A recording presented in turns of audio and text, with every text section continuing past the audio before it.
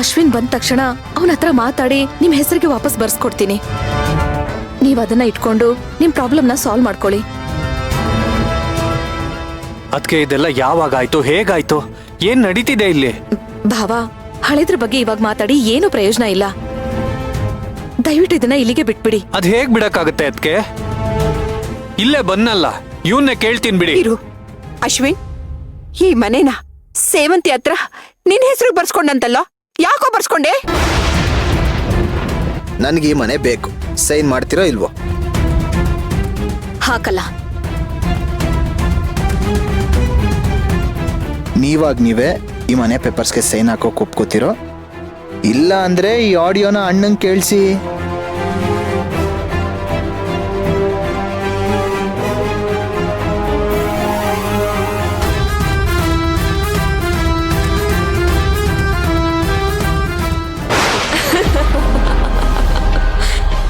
ಅಪ್ಪಯ್ಯ, ನೋಡ್ದಿಯಾ ಆ ಕರ್ಣನ್ ಪಾಡು?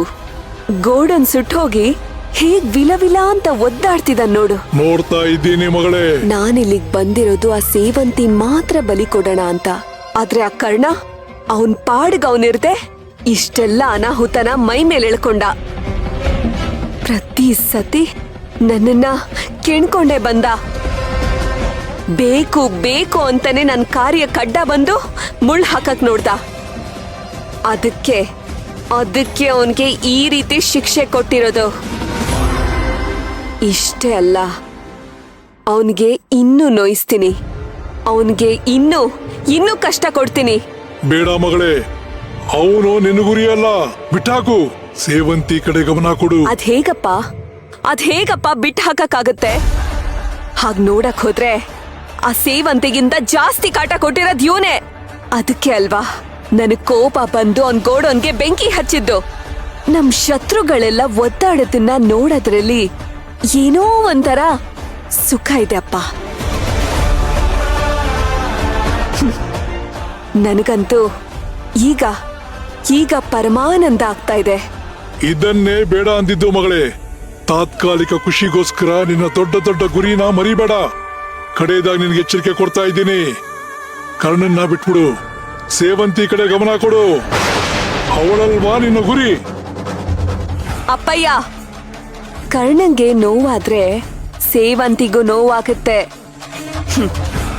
ಯಾಕಂದ್ರೆ ಅವಳಿ ಮನೆಯ ಆದರ್ಶ ಸೊಸೆ. ಮನೇಲಿ ಯಾರ್ಗೆ ಕಷ್ಟ ಆದ್ರೂ ಅವಳು ಮಾನಸಿಕವಾಗಿ ಇಂಚಿಂಚು ಕುಗ್ತಾಳೆ. ನೀನೇ ಹೇಳ್ತಿದ್ಯಲ್ಲ, ಅವಳನ್ನ ಮಾನಸಿಕವಾಗಿ ಕುಗ್ಸಿದ್ರೇನೆ ಅವಳು ಶಕ್ತಿ ಪ್ರಯೋಗ ಮಾಡೋದಕ್ಕೆ ಕಷ್ಟ ಆಗೋದು, ಅವಳ ಕಣ್ಣನ್ನ ಕಟ್ ಹಾಕ್ಬೋದು ಅಂತ. ನಾನು ಶತ್ರುಗಳ ಮೇಲೆ ಸೇಡ್ ತೀರಿಸ್ಕೋಬೇಕು ಅಂತ ಪಣ ತೊಟ್ಟು ನಿಂತಿದ್ದೀನಿ. ನನ್ನನ್ನ ತಡಿಬೇಡಿ ಅಪ್ಪಯ್ಯ, ತಡಿಬೇಡಿ. ನಾನ್ ನಿನ್ಗೆ ಹೇಗೆ ಹೇಳಿ? ಮೊದಲು ಅಖಂಡ ಶಕ್ತಿನ ನಿನ್ನದ್ ಮಾಡ್ಕೋ, ಆಮೇಲೆ ಶತ್ರುಗಳೆಲ್ಲ ನಿನ್ಗೆ ಇರುವೆ ಸಮಾನ. ಪದೇ ಪದೇ ನಿನ್ನ ಗಮನನ ಬೇರೆ ಕಡೆ ಕೊಡಬೇಡ ಮಗಳೇ.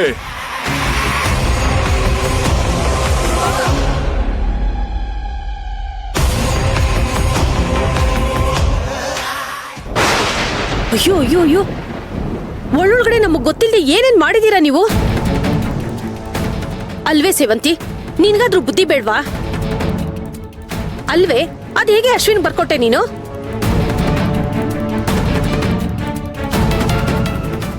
ಅದು ಕರ್ಣನ್ಗೆ ಒಂದು ಮಾತು ಕೇಳ್ದೆ. ಈಗ ಅದೆಲ್ಲ ಬಿಡಿಯತ್ತೆ. ನೋಡು ಅಶ್ವಿನ್, ಅದಕ್ಕೆ ನಿನ್ಗೆ ಯಾಕೆ ಮನೆ ಬರ್ಕೊಟ್ರು, ನೀನೇನಕ್ಕೆ ಬರ್ಸ್ಕೊಂಡೆ, ಇದೆಲ್ಲ ನನಗೆ ಬೇಕಿಲ್ಲ.